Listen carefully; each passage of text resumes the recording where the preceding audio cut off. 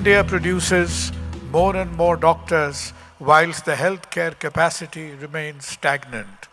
India produces more and more lawyers even though the number of judges remains constant.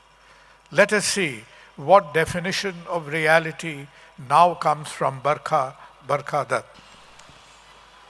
Ladies and gentlemen on the stage, it's brilliant to see young debaters, and above all, it's so wonderful to see an audience this large for a public-spirited debate. So before we get into the arguments, let's have a round of applause for this wonderful audience here in Kolkata. And Dr. Sarkar, thank you for persuading me to come. I stand up here today to argue, as my colleague Mr. Sengupta just did, that the proposition today is entirely flawed.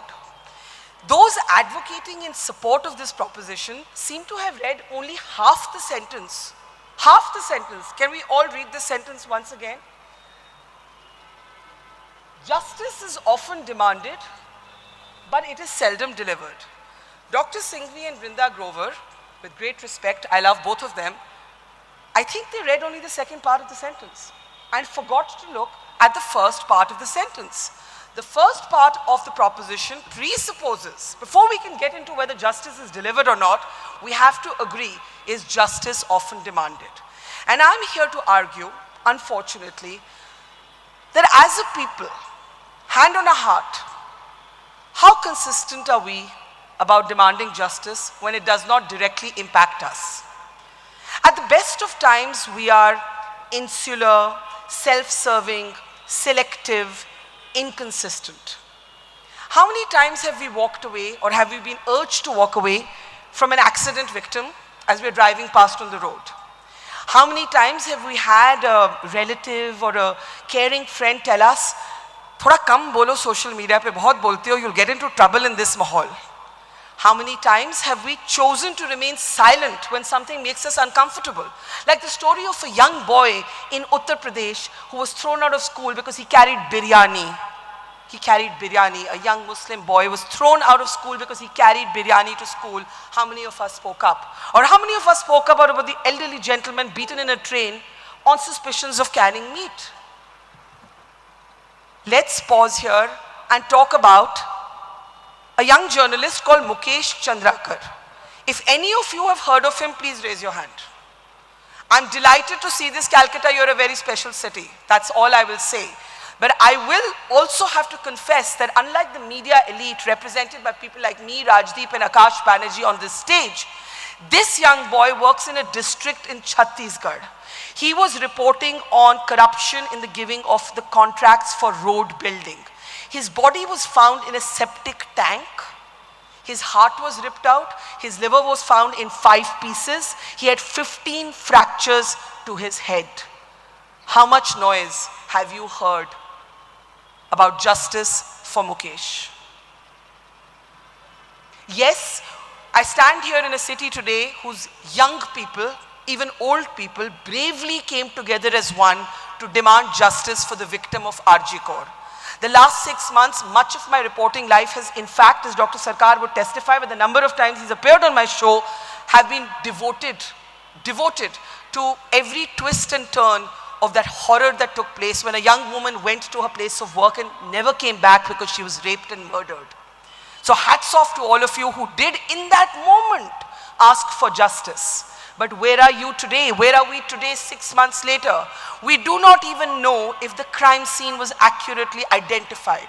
We have reason to believe that she was not killed where her body was recovered. And yet, where is the noise? We, even as people, have already moved on.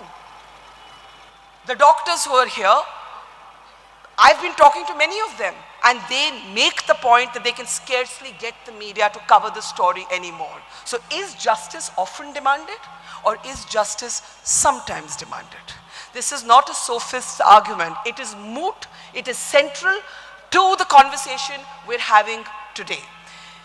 Vrinda mentioned Bhavri Devi. I'm so glad that she mentioned the story of Bhavri Devi because it was in my notes to talk about her. As a young reporter at NDTV when Rajdeep was my boss, it was one of the first reporting assignments I was sent out to cover.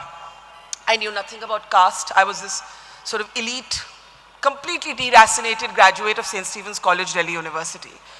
I did not even understand how, at that time, how a woman could be raped because she was Dalit. Not just because she was female, but also because she was Dalit. Among the men who raped her was the father of a 1-year-old child whose child marriage Bhavri Devi was trying to stop.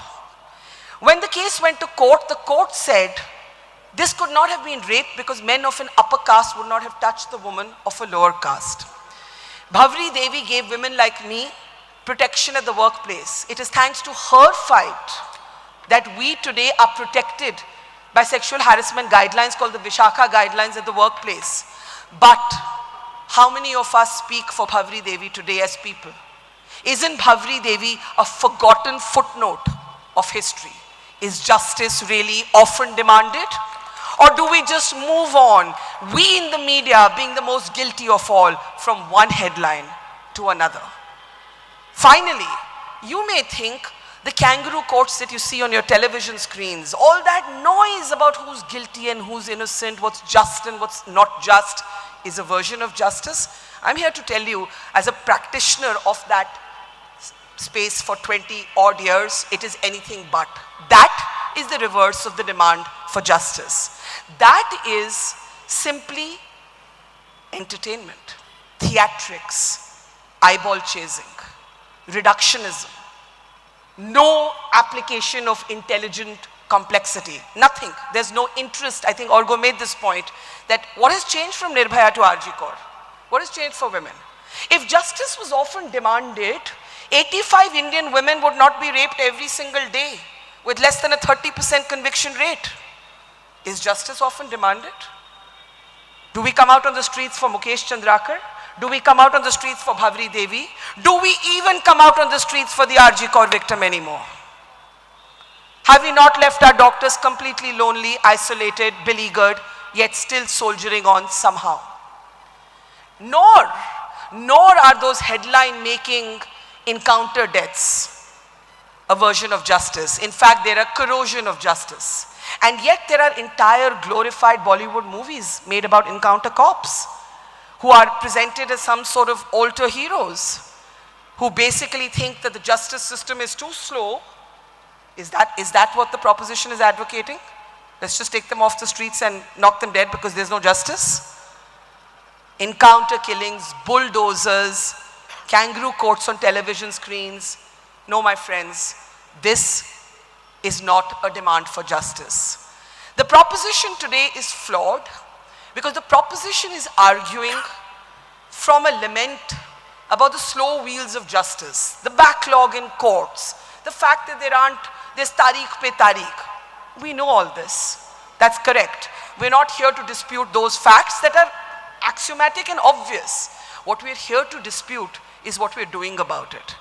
The proposition presupposes that we do all the time, consistently speak up. The truth is that we have become an even more silent people than we've ever been. I know so many people today who do not speak their mind. So many people who are scared by the polarizing environment of social media, who don't want trolls to come after them, who in fact will modulate their stated opinion in a drawing room or on Twitter or on Facebook because they want to sort of get mixed up with the herd. Nobody wants to stand apart, stand alone sometimes and ask for justice. And nobody wants to ask for justice when it doesn't directly impact you. Hell, let me take it one step further. We are so numb and inured that we don't even ask for justice when it impacts us directly. Do you know that, I say this as an asthmatic whom has been very sick the last 10 days. Data tells you that we as Indians will lose 5.5 years of our life on average because of the air that we breathe. Do you know that only 10% of people polled in my city said that this was the issue on which they would vote? We don't even demand justice for ourselves. How can we possibly defend a motion which assumes that we are an enlightened, consistent, always compassionate, always nuanced, always thoughtful society that does not leave victims behind even when they are our own victims, our own people We do not demand justice, hence justice cannot be delivered. Thank you.